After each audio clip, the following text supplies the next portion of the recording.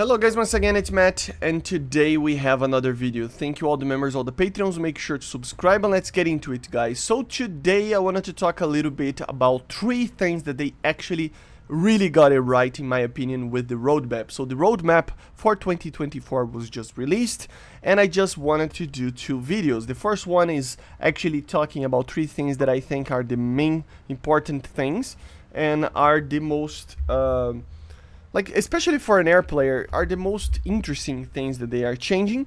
And then I'm gonna do a video with three things that I think they missed that were really important to add in this roadmap, but they didn't. But hopefully, in the soonest future, they will change that as well. The first one is kind of an obvious one. I mean, it's coming in the next major update. Aircraft fuel sliders within existing constraints. Of course, this is something that a lot of people have been asking for a very long time, guys.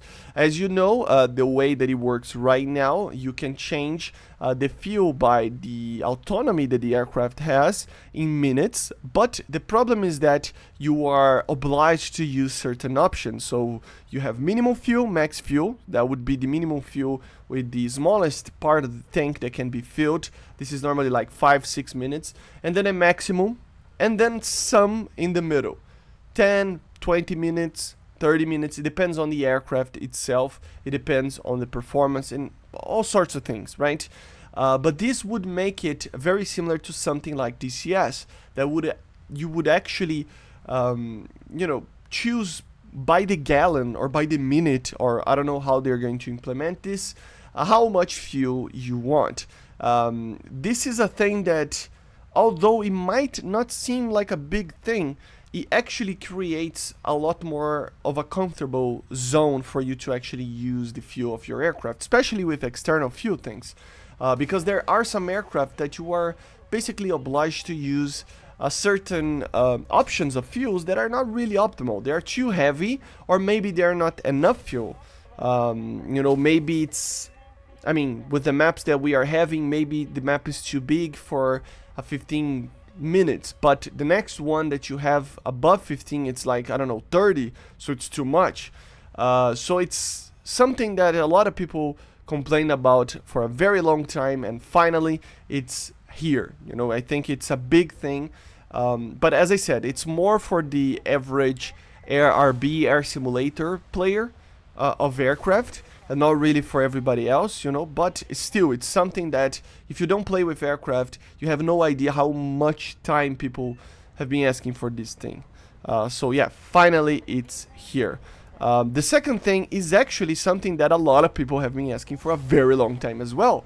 Flares and chaff being able to be used separately. Guys, this thing is such a big thing. I mean, a lot of people have been asking for this for a very, very long time. The position of Gaijin was that it was too complex to add for every single aircraft, every single option that they had, and everything like that, or something along those lines. But the idea that it cannot even be used separately normally in an aircraft that could, I mean, it's just kind of crazy, right? So of course there are aircraft that can do this and aircraft that cannot, aircraft that would use other options and other systems with malls and other stuff like that. But at the end of the day, if they just add a button for chaff and a button for flare for aircraft that could actually do something about these things, would already be amazing, especially for aircraft that don't have a lot of countermeasures. Think about this, guys. A Gripen or something like that, it doesn't care about this type of thing too much, right? But an aircraft such as the F-16A, the MiG-29s, the original MiG-29s, even the Su-27s, look, it's not that many flares in chaff. All of these aircraft will appreciate it. I mean, MiG-23s, you can name a lot of aircraft. And the major part about this is that it's very rarely that you need to use a chaff, as you know. Chaff it's a very unique way of dealing with radar missiles. You gotta use it in correct way or it will not work. And with that, flares are way more effective, and flares are normally way more usable because you see a lot more of IR missiles flying around, right? which means that once you are flying high, for example, or even low, but you are defending from a radar missile, and you are using a flare together with your chaff just because you need to use the chaff, you are wasting flares out of nothing. So a lot of these aircraft that have even from 12 flares, like the MiG-23Ms, to until like, I don't know, a MiG-29 F-16A that have like 40, 50, 60, something like that, all of them will make sure that it's a lot more efficient on the way that they're using the flares in the chaff. Even if they actually add a slider as well together with this, a slider with flares and chaff that you can actually choose between the two, it will be even more effective, you know. So an aircraft such as the MiG-23M, for example, could carry, I don't know, 1 or 2 chaff and only use them if you really need it, and the rest would be flares. Or an aircraft that have, I don't know, 60 countermeasures could only use, like, I don't know, have 8 chaff, because it's something that it's used less than a flare, right? So you can choose between those and be a lot more effective in your defense capabilities, right? So I think this is a very big thing. It is even bigger than the fuel slider, but both of them, I mean, the fuel slider is more of a quality of life plus, a little bit plus, you know.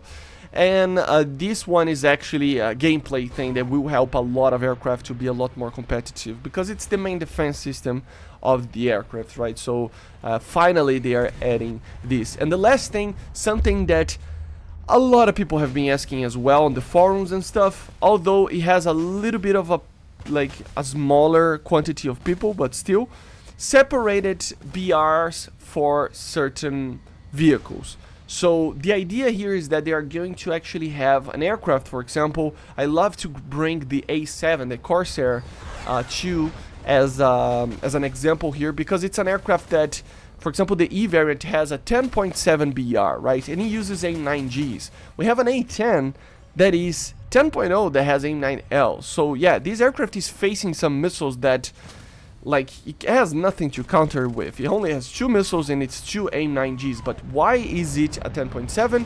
Well, because the aircraft is very good at air-to-ground, right? So this will enable Gaijin to actually add, for example, an air realistic battle BR for the A7E of, I don't know, 10.0, 9.7, something along those lines, and then for ground battles to be a 10.7 or even higher if it's needed. This will make CAS aircraft a lot more balanced in air battles, especially, you know.